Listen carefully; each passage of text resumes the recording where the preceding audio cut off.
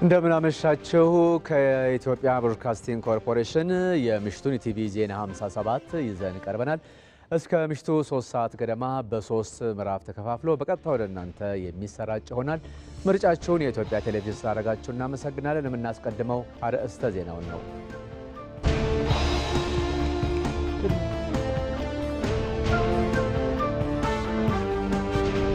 አርዕስተ ዜና በአማራ ክልል የትምህርት ጥራትን ለማሻሻል ልዩ አዳሪ ትምህርት ቤቶችን ለማስፋፋት በትኩረት እየሰራ መሆኑን የክልሉ ትምህርት ቢሮ አስታወቀ።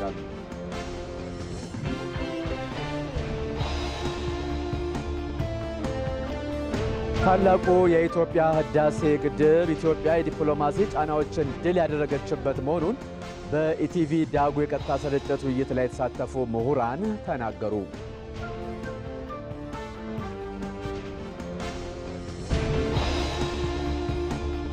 ከውጭ የዜና ምንጭ የአውሮፓ ህብረት መሪዎች በሩሲያው ዩክሬን ጦርነት ዙሪያ ከአሜሪካው ፕሬዝዳንት ዶናልድ ትራምፕ ጋር መከሩ።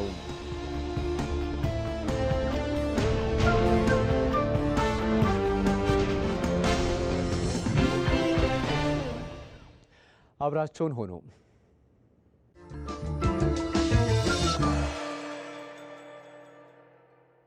በዝምታ ለሀገር ግን በተሰማሩበት ዘርፍ ከፍተኛ ሀብት ያበረከቱ ሰው ናቸው። ሀሳብ ሰው ይፈጥራል፣ ሰው ሀገር ይገነባል።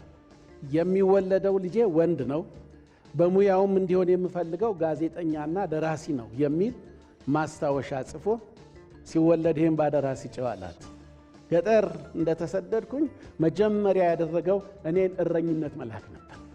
ንጉሱ ጎራ ይሉና ያዩናል። ኢትዮጵያን ውደዷት ብለው ይወጣሉ። ሁልጊዜ ኢትዮጵያን ውደዷት። በዛ ንግግር ውስጥ መታበይን አይደለም፣ ጉራን አይደለም፣ እርግጠኝነትን ያስተዋልኩት። የተወደድክ አባቴ ሆይ ሀገር ማለት ብለህ የነገርከኝ ነገር እኔም ቃልህን ለመጠበቅ ሀገር እያልኩ ፈለግህን ተከትያለሁ። በአእምሮ ውስጥ ቂም ካለ ጥላቻ ካለ እባክህ እሱንም ራሱ አራክፈ ሙት። ምክንያቱም በሰላም የተኙ ሙታኖችን ትረብሻቸዋለህ። ሀገርህ ገነት ነች አለ። በእርግጥም ገነት ነች።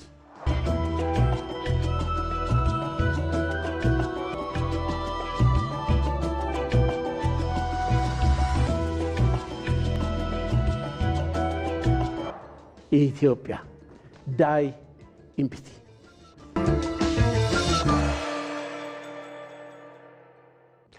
ተመስገን በየነ ነኝ። የግብርናው ዘርፍ የራስን ፍላጎት በራስ ለማሟላት ያለው አቅም እየጨመረ መምጣቱ ተጠቆመ።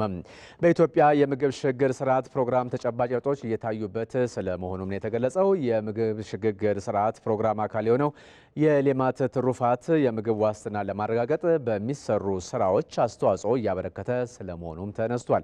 የባለፉት 9 ወራት የሌማት ትሩፋትና የምግብ ስርዓት ሽግግር ግምገማ እየተካሄደ ነው። የብልጽግና ፓርቲ ምክትል ፕሬዝዳንት አደም ፋራ በሌማት ትሩፋት ኢኒሼቲቭ ባለፉት ጥቂት ዓመታት በርካታ ለውጦች መመዝገባቸውን ነው የተናገሩት።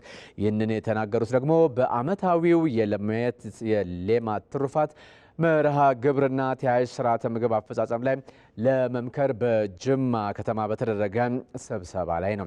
በግብርናው መስክ በምግብ ራስን ከመቻል ባሻገር በኢኮኖሚው ረገድም ጉልህ ሚና መጫወቱን ነው አቶ አደም ያነሱት። ባለፉት ዓመታት ባደረግነው የጋራ ርብርብም በሁሉም መርሃ ግብሮች በአጭር ጊዜ ከፍተኛ ውጤቶች የተመዘገቡ ሲሆን በተለይም የግብርና ስራችን የሀገራችንን የምግብ ፍላጎት በራሳችን አቅም እንድናሟላ እያስቻለን ከመሆኑም አልፎ በሀገራዊ ኢኮኖሚ እድገት ውስጥ ጉልህ ድርሻ እያበረከተ እንደሚገኝ ከኛ ባለፈ ጉዳዩ የሚመለከታቸው ዓለም አቀፍ ተቋማትም እየመሰከሩ ይገኛል። የእንስሳት ሀብታችንን በአግባቡ ለማልማትና ለመጠቀም በሌማት ትሩፋት መርሃ ግብር እስካሁን ድረስ እየተመዘገቡ ያሉ ውጤቶች እጅግ አበረታችና ተስፋ ሰጪ ናቸው። ሪፖርተራችን ሩት ወርቁ እንደዘገበችው መርሃ ግብሩ ከታቀደለት ጊዜ ቀደም ብሎ ግቦችን ማሳካት በመቻሉ እቅዱ ዳግም እንዲከለስ ተደርጓል። ይህም ቀጣይ ስራዎችን ለመከወን ጉልበት ይሆናል ብለዋል። ባለፈው በጀት ዓመት በተመሳሳይ ጊዜ በመርሃ ግብሩ አፈጻጸም ላይ ባደረግነው የጋራ ውይይት መድረክ እንዳየነው በ4 ዓመታት ለማሳካት ታልመው የነበሩ ግቦቻችንን በ2 ዓመታት ጊዜ ውስጥ እውን ማድረግ በመቻላችን እቅዱ እንዲከለስ መደረጉ የሚታወስ ነው። በዚህ በጀት ዓመትም የ10 ወራት የእቅድ አፈጻጸም ሂደታችንን በርካታ ስኬቶች የተመዘገቡበት ሆነው እናገኛለን። በቀጣይም በላቀ የአፈጻጸም ደረጃ መርሃ ግብሩን ለማሳካት ከወዲሁ ያገኘናቸውን መልካም ተሞክሮች በመቀመር ስኬቶቻችንን ለማስቀጠል ተግዳሮቶቻችንን በመለየትና የመፍትሄ አቅጣጫዎችን በማስቀመጥ ለተግባራዊነታቸው በጋራ መረባረብ ይገባናል። በአማራ ክልል የትምህርት ጥራትን ለማሻሻል ልዩ አዳሪ ትምህርት ቤቶችን ለማስፋፋት በትኩረት እየሰራ መሆኑን የክልሉ ትምህርት ቢሮ አስታወቀ። በአማራ ክልል የትምህርት ጥራትን ለማረጋገጥ በተሰጠው ሰፊ ትኩረትም በፍኖተ ሰላም፣ ሰቆጣና ደብረ ታቦር ከተሞች ልዩ የአዳሪ ትምህርት ቤቶች እየተገነቡ ስለመሆኑም ነው የተገለጸው። ሳሙኤል ወርቃየው ለትምህርት ጥራት መሻሻል ከፍተኛ አስተዋጽኦ በማበርከት ተወዳዳሪና በእውቀት የተካኑ ተማሪዎችን ለማፍራት የአዳሪ ትምህርት ቤቶች ሚና ከፍተኛ እየሆነ መጥቷል። ለዚሁ ማሳያም የባለፉት 2 ዓመታትን የዩኒቨርሲቲ መግቢያ ፈተናን አንድም ከፍተኛ ነጥቦችን በማስመዝገብ በሌላ መልኩም ብዛት ያላቸው ተማሪዎችን ወደ ዩኒቨርሲቲ በማሳለፍ ግንባር ቀደም ነበሩ። በዚህ ረገድ በአማራ ክልል ልዩ የአዳሪ ትምህርት ቤቶችን ለማስፋፋት ታቅዶ እየተሰራ መሆኑን የክልሉ ትምህርት ቢሮ ምክትል ኃላፊ መኳንን ታደመ ተናግረዋል። በዚህም በክልሉ 3 አዳሪ ትምህርት ቤቶች እየተገነቡ መሆናቸውንም ገልጸዋል። በ2016 የጀመርናቸው አዳሪ ትምህርት ቤቶች አሉ።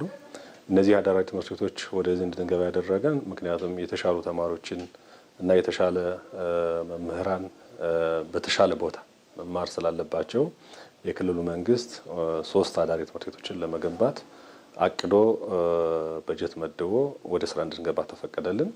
በዚህ መሰረት ሰቆጣ፣ ደብረ ታቦር እና ፍኖተ ሰላም 3 አዳሪ ትምህርት ቤቶች ከ4 ቢሊዮን ያላነሰ በጀት በመመደብ ወደ ስራ ገብተን እየሰራን ያለን። አሁን የትምህርት ቤቶችን ማፈጻጸም ስናይ ከቦታ ቦታ የተለያየ ቢሆንም አቬሬጅ ወደ 44% ምናምን አካባቢ ደርሰዋል። በዚህ ደብረ ታቦር የተሻለ አፈጻጸም አለው። ቀጥሎ ሰቆጣ አለ፣ እዛ ቀጥሎ ፍኖተ ሰላም ላይ ነው እና እነዚህ ትምህርት ቤቶች እንግዲህ የበጀት ችግር ካልገጠመን በ2018 ይጠናቀቃሉ ብለን አቅደን እየሰራን ያለን። በዚህ ዓመትም ከ1.5 ቢሊዮን በላይ ገንዘብ ተመድቦ ስራ እየሰራን ያለን። አዳሪ ትምህርት ቤቶች ሲጠናቀቁም በክልሉ የትምህርት ጥራትን በማረጋገጥ በእውቀት የተሻሉ ተማሪዎችን ለማፍራት በሚደረገው ጥረት ከፍተኛ ሚና ይጫወታሉ ተብሎም ይጠበቃል። የተሻሉ ተማሪዎችና በሀገር ደረጃም በጣም ተወዳዳሪ የሆኑ ልክ አሁን በተጀመረው አግባብ ደሴ አዳሪ ትምህርት ቤትና ደብረ ማርቆስ አዲስ አለማየሁ እንደሚወጡ ተማሪዎች በተመሳሳይ እነዚህም ትምህርት ቤቶች በ2019 ጀምሮ የተሻሉ ተማሪዎች ተወዳድረው የሚወጡበት የክልላችን ተማሪዎች በተሻለ ሁኔታ ተወዳዳሪ የሚሆኑበት ቦታ እናመቻቻለን ብለን እየሰራን ያለና አፈጻጸማቸውም ጥሩ ነው። በክልሉ አዳሪ ትምህርት ቤቶችን ለማስፋፋት እየተሰራ ባለው ስራ ከመንግስት ባሻገርም ከባለሀብቶችና ተቋማት ጋር በመተባበር ባህር ዳር ከተማን ጨምሮ በሌሎችም ከተሞች ለማስፋፋት የተጀማመሩ ስራዎች ስለመኖራቸውም ምክትል ኃላፊው ተናግረዋል። ታላቁ የኢትዮጵያ ህዳሴ ግድብ ኢትዮጵያ የዲፕሎማሲ ጫናዎችን ድል ያደረገችበት መሆኑን በኢቲቪ ዳጉ የቀጥታ ስርጭት ውይይት ላይ የተሳተፉ ምሁራን ገለጹ።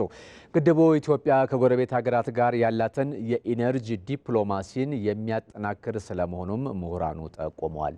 ለዝርዝሩ አያንቱ እምሩ። ታላቁ የኢትዮጵያ ህዳሴ ግድብ ግንባታ ከተጀመረበት ጊዜ አንስቶ እስካሁን ድረስ በርካታ ዲፕሎማሲያዊ ጫናዎችን ተሻግሮ አሁን ላይ ወደ ፍጻሜው ደርሷል።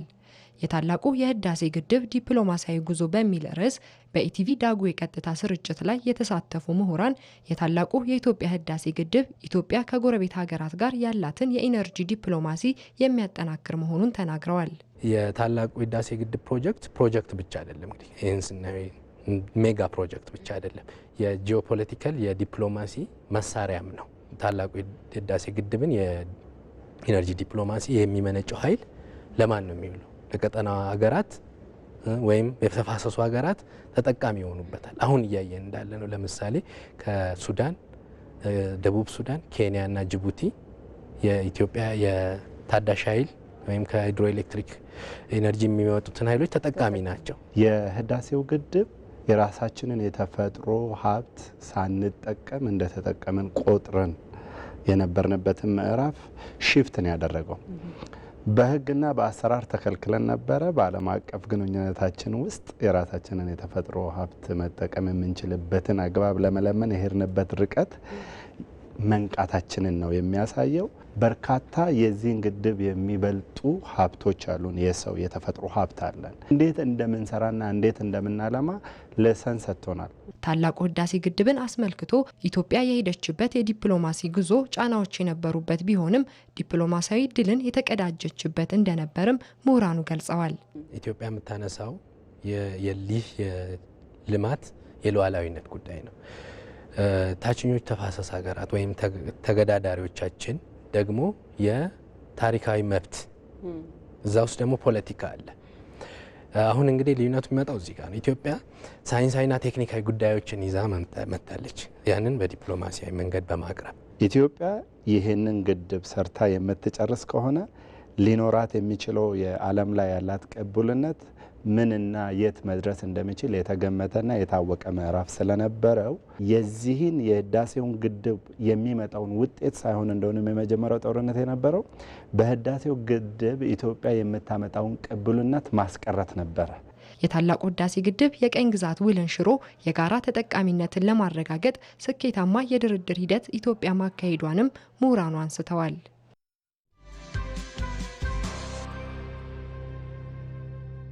በትምህርት ሚኒስቴር ደረጃ ብቻ አድሬስ የሚደረግ አይደለም። ቴክኖሎጂ ኢዝ ቬሪ ኢምፖርታንት ብቻ በትምህርት ላይ የሚለው አሁን ሲሪየስሊ ኩዌስችን እየሆነ ያለ ነገር ነው።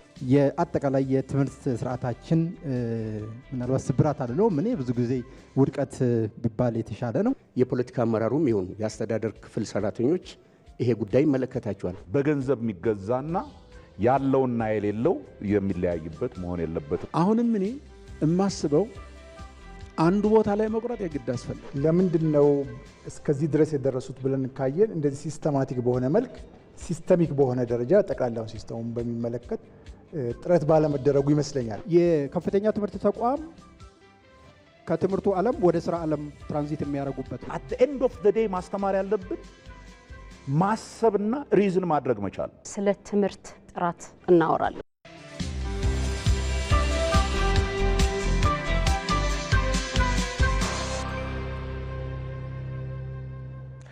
የምሽቱን ኢቲቪ ዜና 57 ነው ከኢትዮጵያ ቴሌቪዥን የተከታተላችሁ ያላችሁት።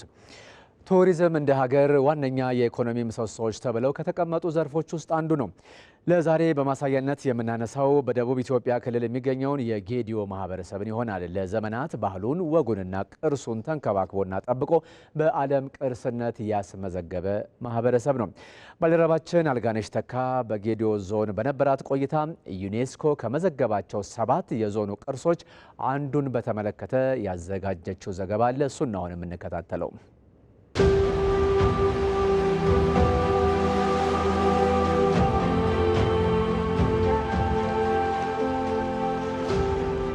ውብ ተፈጥሮ የታደለች የቀደምት ስልጣኔ ባለቤት ክርስትናና እስልምና ሃይማኖቶችን በቀዳሚነት የተቀበለች ሀገር ኢትዮጵያ የድንቅ ተፈጥሯዊና ሰው ሰራሽ ሀብቶች መገኛም ናት።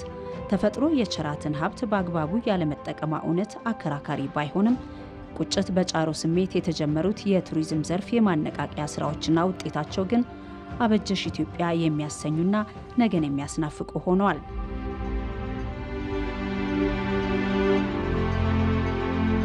ብዝሃነቷን የሚያሳዩ ቋንቋዎች፣ የተለያዩ እምነቶች፣ ባህሎችና ወጎች ደግሞ ለስሟና ገጽታዋ መጉላት አስተዋጽኦ አበርክተዋል።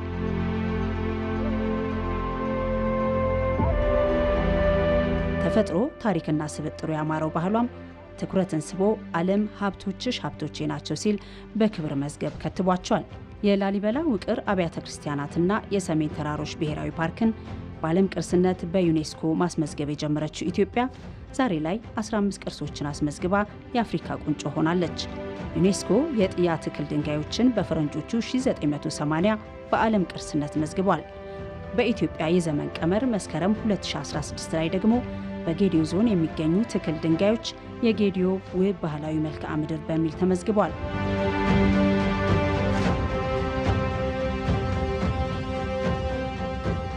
የተገኘሁበት ስፍራ የጌዲዮ ዞን በይርጋ ጨፌ ወረዳ ጨልባ ቱቱቲ በሚባል ቀበሌ ነው። እዚህ እንደምትመለከቱት የተከበራችሁ ተመልካቾቻችን በዚህ አካባቢ ብቻ 1565 የሚደርሱ ትክል ድንጋዮች አሉ። መስከረም 2016 ላይ ዩኔስኮ በሪያድ ባካሄደው 45ኛ ጉባኤው የጌዲዮ ዞንን ባህላዊ መልክዓ ምድር በሚል 7 ቦታዎችን በዓለም ቅርስነት መዝግቧል። የጌዲዮ ማህበረሰብ ባሌ የሚባል የአስተዳደራዊ ስርዓት አለው። ይሄ ስርዓት የሚጠቀምበት ደግሞ የባህላዊ የስልጣን ሽግግር በየ8 ዓመቱ የሚደረገውን የሚመራበት ስርዓት ነው። እዚህ አካባቢ እነዚህ ትክል ድንጋዮች ከዚህ ቀደም በጣም ብዙ ታሪክ ያላቸው ትክል ድንጋዮች ናቸው በዓለም ቅርስነት የተመዘገቡት።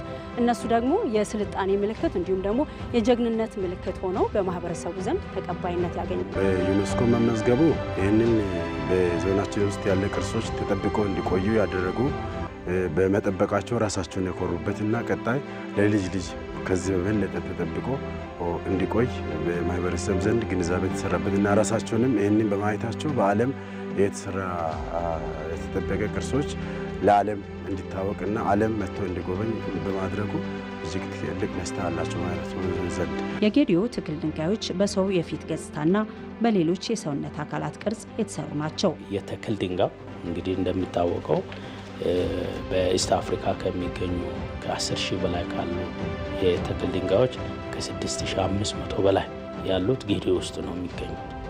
ቀደም ባሉት ጊዜያት እንደ ዞን የቱሪዝም መዳረሻ ስፍራዎችን ማስተዋወቅ ላይ ብዙም አለመሰራቱ ቢገለጽም አሁን ላይ ግን የተጠናከሩ ጥረቶች እየተደረጉ ይገኛሉ። አካባቢውን አላስተዋወቅንም። አክቹዋሊ እንደ ሀገርም ይህ አካባቢ በጣም ኢንታክት የሆነ አካባቢ ነው።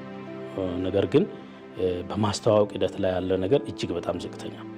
ለቱሪዝም ሚኒስቴርም አሳውቀናል ያለውን አጠቃላይ ሁኔታ። ስለዚህ የማስተዋወቁ ሂደት ላይ የሚዲያ ማኖች በርካታ በዚህ ላይ የሚሰሩ ፕሮሞተሮች፣ የቱሪዝም ዘርፉ ላይ የተሰማሩ አካላትም እጅግ በጣም አካባቢውን የማስተዋወቅ ስራ ላይ ኢንጌጅ ቢያደርጉ የበለጠ አካባቢውን ማስተዋወቅ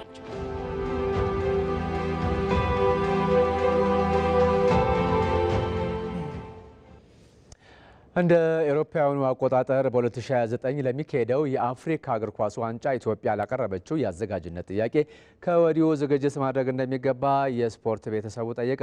ለዝግጅቱ ደረጃቸውን የጠበቁ ስቴዲየሞችን መገንባትና ሌሎች መሰረተ ልማቶችን ማሟላት እንደሚያስፈልግም ነው የተጠቆመው። መሀሪ አለሙ የአፍሪካ እግር ኳስን ከመሰረቱት ሀገራት አንዷ ነች ኢትዮጵያ። ይሁን እንጂ ሀገሪቱ እንደ መስራችነቷ ቀዳሚ መሆን ሲገባት ከኋላ ሆና የበይ ተመልካች ሆናለች። ለአብነትም የሀገሪቱን ዋንጫ ካነሳች 63 ዓመታትን አስቆጥራለች። ለዚሁ እድገት አለማሳየት የተለያዩ ምክንያቶች የሚጠቀሱ ሲሆን ዛሬም ድረስ ደረጃቸውን የጠበቁ ስቴዲየሞች አለመኖር በብዙዎቹ ዘንድ ቁጭት ፈጥሯል። ከሶስቱ አንዱ ነን ከአፍሪካን ዋንጫ ከመሰረቱት ግን የምንሳተፈው አስበው ከ31 ዓመት በኋላ ከ8 ዓመት በኋላ ምናምን ያ ነገር ምንድነው መሰረተ ልማቱ አለመሟላቱ። ኢትዮጵያ የተለያዩ ስቴዲየሞችን እየገነባች ቢሆንም ደረጃቸውን የጠበቁና ዓለም አቀፋዊ ውድድሮችን ማካሄድ የሚያስችሉ ሆነው እንዲገነቡ የስፖርት ቤተሰቡ ይጠይቃል። ከዚህ በፊት የባህር ዳርን ሜዳ አይቻለሁ። ሜዳው በተሻለ ነው። አሁን ኢትዮጵያ ውስጥ ካለው ሜዳ በተሻለው እሱን ነው የማስቀምጠው። ያ ማለት ግን በአፍሪካ ዋንጫ ደረጃ ይመጥናል ብዬ አላስብም። አሁን አደይ አበባም እንግዲህ እየተስተካከለ ነው። እንግዲህ ወደፊት እናየዋለን። በቅርብ ቀን ያየሁት ደግሞ የአዲስ አበባ ስቴዲየም ተለውጦ አይቼዋለሁ። ሜዳው የተሻለ ነው፣ ግን ከዚህም በላይ መሻሻል መቻል አለበት። መሰል ችግሮች እንዲፈቱ ብሎም ስደተኛ እየተባለ የሚጠራው የኢትዮጵያ ብሔራዊ ቡድን በሀገሩ መጫወት እንዲችል ለማድረግ የሚመለከታቸው አካላት በቅንጅት መስራት እንዳለባቸውም ይመከራል። ከዚህ በፊት ኢትዮጵያ ብሔራዊ ቡድን እንዳይጫወት እገዳ ተጥሎባቸው ያሉ ሜዳዎች ችግራቸው ምን ነበረ? ከዛስ እንዲወሰድ የተፈለጉ እርምቶችስ ምን አይነቶች ናቸው? ምን መልክ አላቸው? የሚለውን አስተሳስሮ አብሮ ማስኬድ ተገቢ ነው ብዬ አስባለሁ። ብሔራዊ ቡድኑ ደረጃቸውን የጠበቁ ስቴዲየሞች ተገንብተውለት በደጋፊዎቹ ታጅቦ በሀገሩ ቢጫወት ስፖርቱም እንደሚያድግ ውጤቱም እንደሚሻሻል ይገለጻል። ነጋሽ ደግሞ የመጀመሪያውን ግብ አስቆጥረዋል። ተስፋችን ለምልመዋል። ግሩም የኛ ልጆች የሀገር ፍቅር የሚገለጽበት በመሆኑ፣ ሁለተኛ ደግሞ በሜዳ ላይ የምታደርገው በህዝብ ፊት የምታደርገው ትልቅ ድጋፍ ነው የሚሆነ ከሜዳውም አንጻር እንደገና ከደጋፊውም አንጻር ማለት ነው። እኛ ለምሳሌ ሱዳን ላይ ሄደን 5-3 ተሸንፈን እዚህ ሆም አድቫንቴጅ ደጋፊው ምን ያህል እንደደገፈን ከኛ ከአቅም በላይ ነው። ለምን ያ ደጋፊ እንደዛ እየጮኸ እንዴት ተነሳሽነት አትፈጥርም? እና ሆም አድቫንቴጅ ሳይኖር አንድ ወደ ታች ዝቅ ብለን ነው የምትጀምረው። ኢትዮጵያ እንደ አውሮፓውያን አቆጣጠር በ2029 ለሚካሄደው የአፍሪካ ዋንጫ የአዘጋጅነት ጥያቄ ማቅረቧ አይዘነጋም። ይህንን ለማሳካት የስቴዲየሞችን ደረጃ ማሳደግና ሌሎች መሰረተ ልማቶችን ማሟላት ቅድሚያ ተሰጥቶ ሊሰራ እንደሚገባም ተጠቁሟል። የዘገዩ ነገሮች ይታያሉ። አንዳንድ ቦታዎች ላይ ወደ ኋላ የቀሩ ነገሮች ይታያሉ። እነሱን መፍጠን አለበት ብዬ አስባለሁ። ሌላው በጣም እዚህ ጋር ቢሰመርበት ብዬ የማምነው ነገር ስለ ሜዳ ስለ ስቴዲየም ስናወራ ሰፊው ጭንቀታችን ስለ ወንበሩ ብቻ መሆን የለበትም። ምን ያህል ወንበር ይዛል፣ እንዴት ያለ ወንበር ነው መሆን ያለበት ከሚለው በላይ የመጫወቻ ተርፉ ሳሩ ምን አይነት መሆን አለበት የሚለውን ማየት ያስፈልጋል። ሳር ክትትል ይፈልጋል። ሜዳ ሰርተህ ዘግተህ ዞር የምትልበት ነገርም አይደለም። የባህልና ስፖርት ሚኒስቴር በቅርቡ አካሂዶት በነበረው የ9 ወራት የስራ አፈጻጸም ሪፖርቱ ላይ በግንባታ ላይ የሚገኙ ስቴዲየሞች ደረጃቸውን የጠበቁና መሰረተ ልማቶች እየተሟሉላቸው እንዲሆኑ ክትትል እያደረገባቸው መሆኑን አስታውቆ ነበር። በሀገር አቀፍ ደረጃ ያሉንን ኢንተርናሽናል ስታንዳርዱን የጠበቀ ስቴዲየም የማጣት ችግሮች እንደነበሩ በጥናቱ ላይ ተመላክቷልና በዚህ አኳያ መንግስት ቅርብ ጊዜ የሰጠው ትኩረት አለ። ለምሳሌ የአደይ አበባ ስቴዲየም ከጠቅላይ ሚኒስትር ጀምሮ ልዩ ትኩረት ተሰጥቶ መጠናቀቅ አለበት ተብሎ መንግስት ከፍተኛም በጀት መድቦ እየተሰራ ነው። አሁን በጥሩ ሁኔታ አፈጻጸም ቀንና ማታ እየተሰራ ያለበት ሁኔታ ነው ያለውና ይሄ ነው ዘለቄታዊ የስፖርት ፋሲሊቲ ችግርን የሚፈታ ብለን እንደ ሚኒስቴር መስሪያ ቤታችንም ዊክሊ ነው የምንገመግመው፣ በየሳምንቱ ነው የምንገመግመው። ይሄ ሲጠናቀቅ አጠቃላይ በሀገር አቀፍ ደረጃ ያሉብንም የስታንዳርድን የጠበቀ ስቴዲየም የማጣት ችግሮችን ይፈታል ብለን በአንድ ዓመት ተኩል ውስጥ እንዲጠናቀቅ ሰፊ ርብርብ እየተደረገ ያለው ነው። ኢትዮጵያ በእግር ኳስ ዘርፉ ተወዳዳሪና ስሟን በአደባባይ ማስጠራት እንድትችል ሰንደቋ ከፍ ብሎ እንዲውለበለብ በማድረግ ሁሉም የበኩሉን ሊወጣ እንደሚገባም ተገልጿል።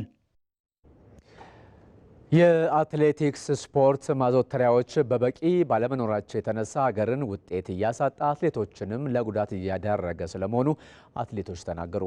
ለዚህም ትኩረት ሰጥቶ ሊሰራበት እንደሚገባም ነው አስተያየታቸውን የሰጡት አትሌቶች የጠቆሙት። ለዜናው ዝርዝር ሙሐመድ አልቃድር።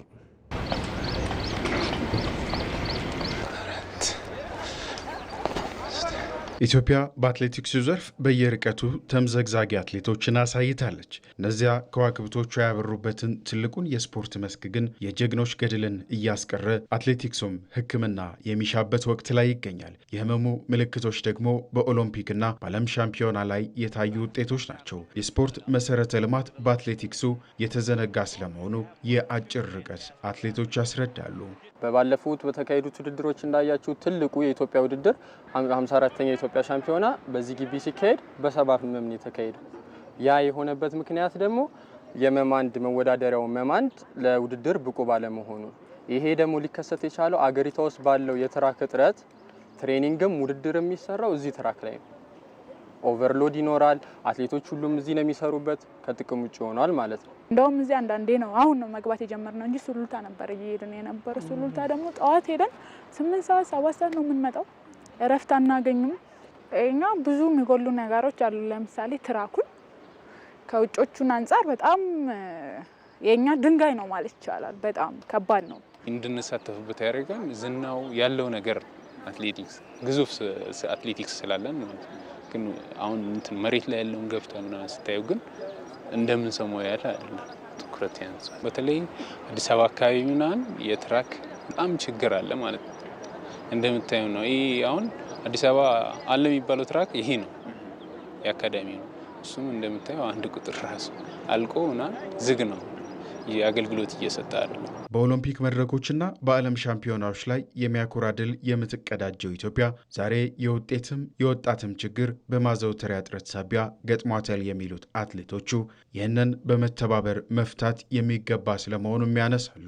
እንደ ትራክ ብቻ ሳይሆን እንደ ጂምናዚየም፣ እንደ ኒውትሪሽኒስት ብዙ ችግሮች አሉበት። እነዛን ችግሮች ግን ተቋቁመን በአሁኑ ኢትዮጵያ ሻምፒዮና የተመዘገቡትን ሰዓቶች ዞር ብላችሁ ብታያቸው ተስፋ ሰጪ ናቸው። እነዚህ ሰዓቶች ኢንተርናሽናል ሜዳ ሀገሪቷ አስኖሮ አስመዝግበናቸው ቢሆን በተለያዩ የውጭ ድሎችን የምናገኝበት ማናጀሮችን፣ ስፖንሰሮችን የምናመጣበት ነበር።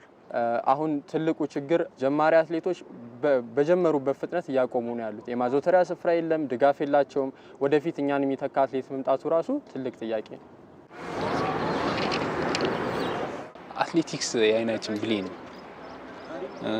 በቃ የምንወደው ዓለም ላይ የምንተዋወቀው በሱ ነው። በባንዲራችን የሚለዩን በአትሌቲክሳችን ነው እና ለሱ ምንም ነገር የመንግስት አካላትን ባይሰስቱበት። በአትሌቲክስ ዳኝነትና የአሰልጣኞች ስልጠናን በመስጠት እያገለገሉ የሚገኙት ኢንስትራክተር ሳሙኤል ብርሃኑ የኢትዮጵያ አትሌቲክስ ብዙ ነገሮች ጎለውበታልም ይላል። ከአመጋገብ፣ ከጂምናዚየም፣ ከሌሎች ነገሮች ባለፈ ትራክ ላይ የምሰራቸው የትሬኒንግ ስራዎች ናቸው ተቆጥሮ በትክክል ተሰርቷል ተብሎ ቪዥኑ ላይ አትሌቱ ፒክ ላይ ደርሷል አልደረሰም ብለህ የምትለው።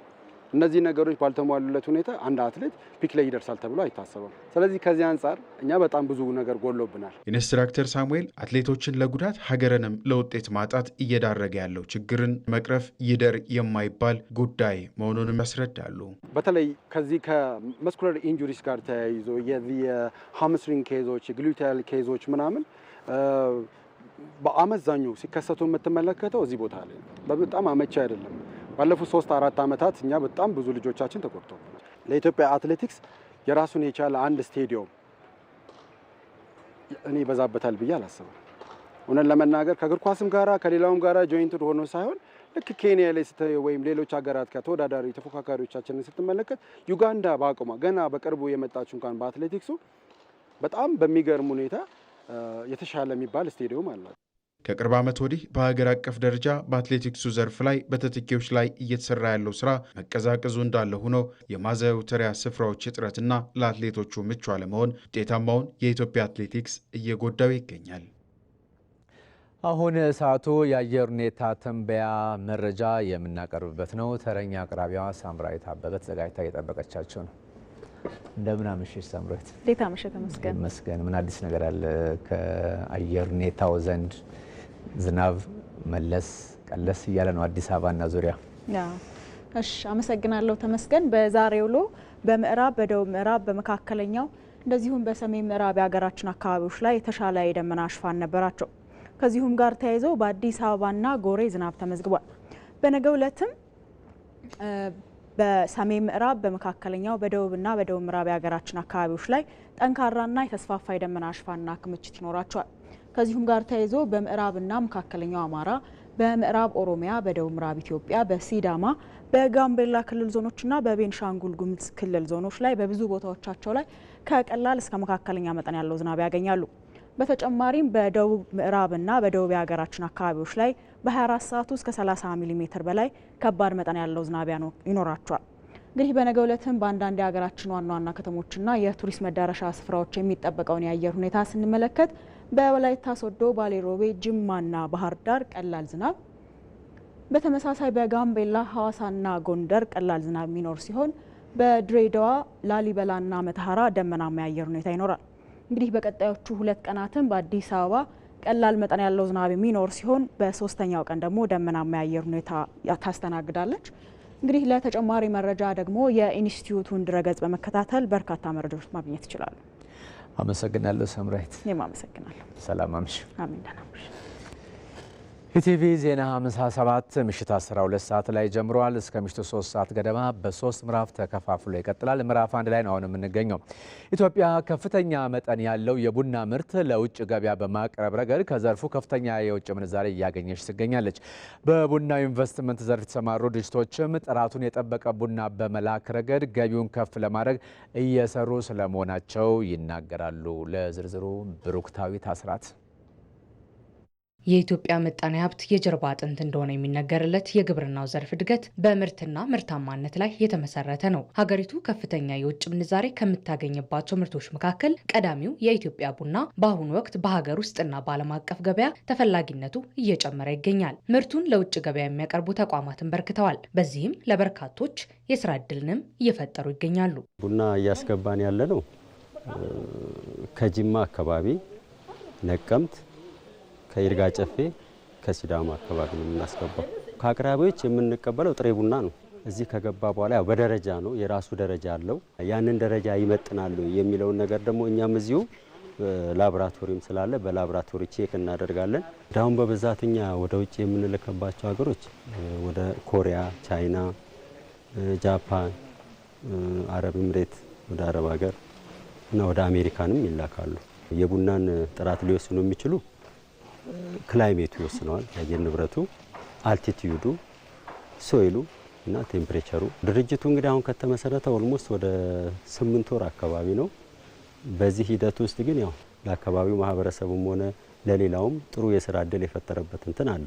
ባለፉት 5 ዓመታት የቡና ምርታማነትን ለማሳደግ በተከናወኑ ስራዎች ዓመታዊ የቡና ምርት መጠንን ከነበረበት 500 ሺህ ቶን በእጥፍ ማሳደግ ተችሏል። ከገበያ አንጻርም ባለፉት 9 ወራት ከቡና ወጪ ንግድ ከ1.8 ቢሊዮን ዶላር በላይ ገቢ ተገኝቷል። ታዲያ ለውጭ ገበያ የሚቀርበው ቡና በርካታ ፍተሻዎችና የጥራት ስራዎች ይከናወኑበታል። ሁለት አይነት እንትኖች አሉ፣ ቡናዎች አሉ፣ የታጠበና ደረቅ። ደረቅ ቡና ሲሆን ቀጥታ ከዲስቲለሪ የወጣው አልፎ ግሬደር ነው የሚገባው። የታጠበ ደግሞ ሲሆን ሀለርና ፖሊሸር የሚባሉ ማሽኖች አሉ። የቡናውን ሸሚዙን የሚፈለፍሉልን ፖሊሽ የሚያደርጉልን ማለት ነው። ልክ በእነኛ ፕሮሰስ ካለፈ በኋላ ግሬደር ላይ ይመጣል። ግሬደር ቡናዎቹን ስክሪን ነው የሚለያቸው። በሚፈለገው ደረጃ የቡናና ሻይን ስታንዳርድ በጠበቀ መልኩ መውጣት ያለባቸው ፕራይመሪና ሰከንዳሪ ዲፌክቶች አሉ። እነሱን ሙሉን እኛ በምንሰጠው ፕሮግራም ፓራሜትር ለይቶ ያወጣልንና ፋይናል ላይ ይደርሳል ማለት ነው። እኛ በቀን ቢያንስ ከ3 እስከ 3 ተኩል ኮንቴነር እንሰራለን። ይሄን ደግሞ ወደ ወር ብንቀይረው እንኳን ቢያንስ 26 ቀን እንኳን ብንሰራ ወደ 70-80 ኮንቴነር አካባቢ ይህን ያው ኤክስፖርት ያደርጋሉ ደንበኞች ከስተመሮቻችን ማለት ነው። በርካታ ስኬቶች የተመዘገቡበት የቡና ዘርፍ ከግብይቱ ጋር ተያይዞ የሚነሱ ችግሮችም አሉ። ስራ በምንሰራበት ሰዓት የመብራት መቆራረጥ አለ። ይህን የመብራት መቆራረጥም ደግሞ እንደምንም ብለን ያው ከተቋቋም እናንተን ካልን በኋላ ስራውን ሰርተን ካጠናቀቅን በኋላ ለኤክስፖርት ካዘጋጀን በኋላ በዚህ ሂደት ውስጥ ደግሞ በሚመለከተው አካልም አንዳንድ የመዘግየት ነገሮችም አሉ። ኢትዮጵያ በቀጣይ የቡና መዳረሻ ሀገራትን ቁጥር የመጨመር እቅድ ያላት ሲሆን ዘመናዊ የቡና መስኖ ልማትና በማሽን የታገዘ የቡና ለቀማ በማካሄድ የሚገኘውን የቡና መጠንም ለመጨመር በስፋት እየተሰራ ነው። በኢትዮጵያ በጨርቃ ጨርቁ ዘርፍ ያለው የግል ባለሀብቱ ተሳትፎ በከፍተኛ መጠን እየጨመረ ይገኛል። ተቋማቱ ምርቶቻቸውን ለሀገር ውስጥና ለውጭ ገበያ እያቀረቡ ይገኛሉ። የስፖርት ትጥቆችን በስፋት በማምረትና እንደዚሁም ደግሞ ለሀገር ውስጥና ለውጭ ገበያ በማቅረብ ስኬታማ መሆን የቻለን አንድ ፋብሪካ ተሞክሮ ምክትል ስራ አስኪያጁ ከራሳቸው አንደበት ያስቀኙናል። አብረን እንከታተል። ናትናኤል አስማማው ሲሳ ይባላለሁ። በሀብቴ ጋርመንትና ፕሪንቲንግ ምክትል ስራ አስኪያጅና ኦፕሬሽን ማኔጀር። ሀብቴ ጋርመንትና ፕሪንቲንግ የተመሰረተው የዛሬ 14 ዓመት ነው። በመስራቹ ሀብተ ስላሴ ገብረ ክርስቶስ ማለት ነው። ያው መጀመሪያ ላይ የህትመት ውጤቶችንና እንዲሁም ደግሞ የስፌቶችን ይዞ ነው የተመሰረተው። ላለፉት 14 ዓመታት የተለያዩ ምርቶችን እናመርታለን። በስራችንም አሁን በድርጅቱ ስር 2 የንግድ ምልክቶች አሉን። አንደኛው ዋናው ስፖርት የሚባል፣ ሁለተኛው ደግሞ ኩርታ የህፃናት አልባሳት የሚባል አለን። ከዛ ውጭ 2 የማምረቻ ቦታዎችም አሉን ማለት ነው። አሁን የተገናኘንበትን ጨምሮ በአጠቃላይ ወደ 300 ሰራተኞችን የሚያስተዳድር እንዲሁም ደግሞ በዲስትሪቢዩሽን ቻናል ደግሞ ወደ ከተማ ውስጥ ወደ 15-17 አካባቢ የህፃናት ሱቅ እንዲሁም ደግሞ በኮርታ ስር የሚተዳደር እንዲሁም ደግሞ የዋና ሾፖችን የያዘ ካምፓኒ ነው ማለት ነው።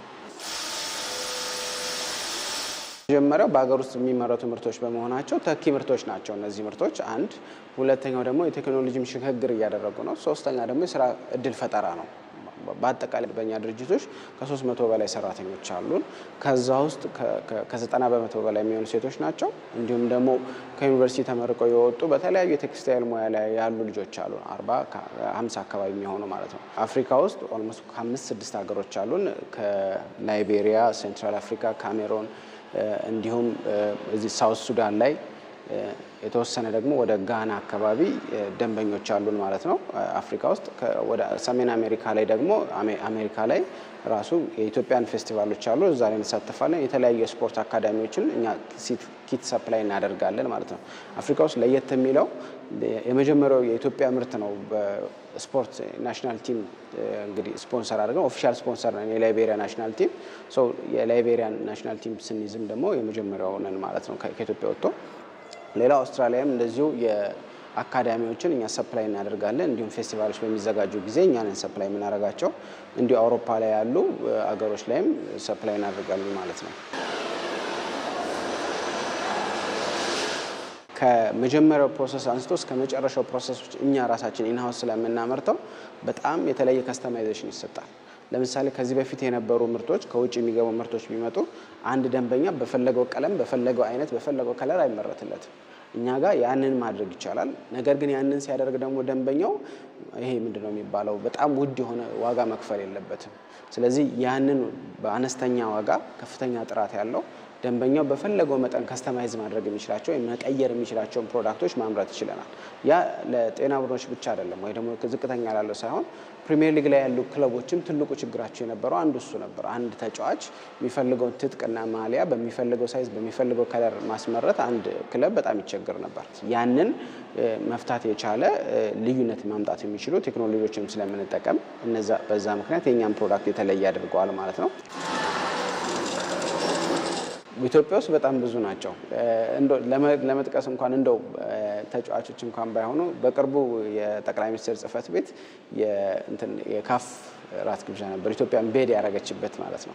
እዛ ላይ ጠቅላይ ሚኒስትራችን ለጆን ኢንፋንቲኖ የሰጠው ማሊያ የእኛን ማሊያ ነበር። ለ17 ዓመት ለብሔራዊ ቡድን የሰራ ነው።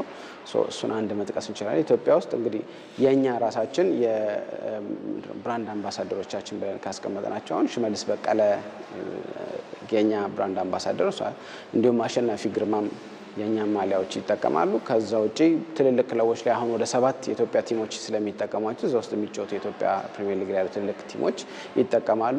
እንዲሁም ጠቅላይ ሚኒስትሩና ታዋቂ አፍሪካ ተጫዋቾች ተጫውተው ነበረ። ኳስ ታስታውሽ ከነበረ እዛ ላይ በሙሉ እኛ ነን ኪቱን ሰፕላይ ያደረግነው። ስለዚህ ከካኑ ጀምሮ እዛ ውስጥ የነበሩት ቲሞች በሙሉ የኛን ማሊያ ለብሰውታል ማለት ነው።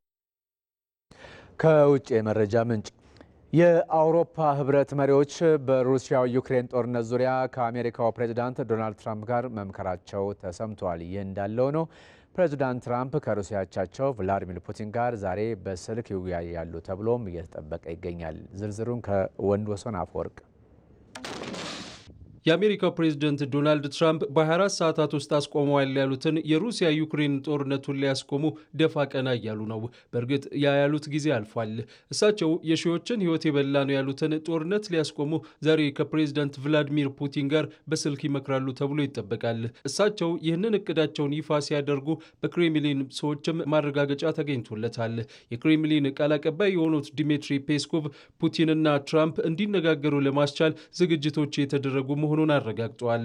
ዶናልድ ትራምፕ የዩክሬኑ ፕሬዝደንት ጋርም ጦርነቱ የሚቆምበትን መንገድ ሊያፈላልጉ እንደሚመክሩ ይጠበቃል። ታዲያ ከዚህ አስቀድሞ የእንግሊዝና የአውሮፓ ህብረት መሪዎች ከዶናልድ ትራምፕ ጋር መምከራቸው ተሰምቷል። ከትራምፕ ጋር በተደረገ ውይይት የእንግሊዝ፣ ጣሊያን፣ ፈረንሳይና ጀርመን መሪዎችም ተካፍለውበታል ተብሏል። መሪዎቹ በነበራቸው ውይይት በጦርነቱ ቅድመ ሁኔታ የሌለው ተኩስ አቁም አስፈላጊነት ላይ መክረዋል። ከዚህ በተጨማሪም ሩሲያ ለተኩስ አቁም ውይይቶችና የሰላም ንግግሮች አሻፈረኝ የምትል ከሆነ በሀገሪቱ ላይ ማዕቀብ ስለሚጣልበት አካሄድም ተነስቷል ተብሏል። ከ2 ሳምንታት በፊት የአውሮፓ ሀገራት መሪዎች ኪየቭ ነበሩም። እነሱ በዚያ በተገኙበት ወቅት ለ30 ቀናት የሚዘልቅ የተኩስ አቁም እንዲደረግ ጥያቄ አቅርበው ነበር። መሪዎቹ የተኩስ አቁም ጥሪ አቅርበው በፑቲን ችላ በመባሉ ደስተኛ ለመሆናቸውም ይገለጻል። ቭላዲሚር ፑቲንም ቢሆኑ ጦርነቱን በድል የመቋጨት አቅም እንዳላቸው እየተናገሩ ነው።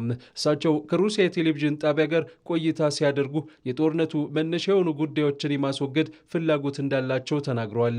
ለዚህም አቅም አለን ብለዋል። сил, средств для того, чтобы довести በ2022 የጀመርነው ሩሲያ በምትፈልገው መንገድ ከግብ ለማድረስ ጥንካሬውም አቅሙም አለን። ውጤቱ የቀውሱ መነሻ የሆኑትን ጉዳዮችን ማስወገድ፣ ለዘላቂ ሰላም መደላድል መፍጠር፣ የሩሲያን ደህንነት ዋስትና መስጠትና ሁሌም በምናወራላቸው ግዛቶች የህዝባችንን ፍላጎት ማስጠበቅ ነው። የሩሲያው ፕሬዝዳንት ቭላዲሚር ፑቲን ጉዳዩን ዘርዘር አድርገው አይግለጹት እንጂ የጦርነቱ መነሻ ምክንያቶች ተብሎ የሚጠቀሱ ጉዳዮች በርካታ ናቸው። ከነዚህ መካከል ዩክሬንን ከናዚ አስተሳሰብ ማውጣትና የጦር አቅሟን ማዳከም፣ በዩክሬን ምስራቃዊ ክፍል የሚገኙ የሩሲያ ቋንቋ ተናጋሪዎችን ደህንነት መጠበቅ፣ የኔቶ መስፋፋትን መግታትና የዩክሬን ወደ ምዕራቡ ዓለም እያደላ የመጣውን የጂኦፖለቲካዊ አካሄድ ማስቆም ናቸው። በእርግጥ ኪየቭና ምዕራባውያን እነዚህ ምክንያቶችን አጥብቀው የማይቀበሉ ቢሆንም ሩሲያ ግን ግቦቹ አድርጋ እየሰራችባቸው ነው። ከትራምፕ ጋር ፑቲን የስልክ ውይይት ያደርጋሉ ተብሎ በሚጠበቅበት በዚህ ወቅትም ሩሲያ ከጦርነቱ ጅማሮ ወዲህ ግዙፍ ነው የተባለለትን የድሮን ጥቃት በዩክሬን ላይ መሰንዘሯ ተሰምቷል። የዩክሬን አየር ኃይል እንዳስታወቀው ሩሲያ 273 ድሮኖችን ለጥቃት ወደ ዩክሬን ምድር አዝምታለች። ኢላማቸውም ዋና ከተማዋ ኪየቭን ጨምሮ የተለያዩ የዩክሬን አካባቢዎች ናቸው። ዩክሬናውያኑ ከእነዚህ ድሮኖች ውስጥ 88ቱን አውድመናል ብለዋል። 128 የሚሆኑት ደግሞ ምንም አይነት ጉዳት ሳያደርሱ አቅጣጫቸውን ስተዋል። በድሮን ጥቃቶቹ በኪየቭ አካባቢ አንድ ሰው መገደሉ ሲገለጽ፣ 3 ሌሎች ደግሞ ጉዳት ደርሶባቸዋል። የሩሲያ መከላከያም ቢሆን ቅዳሜ ምሽቱንና እሁድ ማለዳ 25 ገደማ የሚሆኑ የዩክሬን ድሮኖችን ከጥቅም ውጭ ማድረጉን አስታውቋል። ታዲያ የሁለቱ ሀገራት ጦርነት መቋጫው ምንድነው የሚለው የብዙዎች ጥያቄ ነው። ምሽት 12 ሰዓት ላይ የጀመረው የቲቪ ዜና 57 በ3 ምዕራፍ ተከፋፍለው እስከ ምሽቱ 3 ሰዓት ገደማ የሚዘልቅ ይሆናል። ምዕራፍ አንድን እዚህ ላይ ገታ እናደርግና 1 ሰዓት ሲሆን በምዕራፍ 2 ደግሞ የቢዝነስና የስፖርት ዘገባዎችን ጨምረን የምንገናኝ ይሆናል።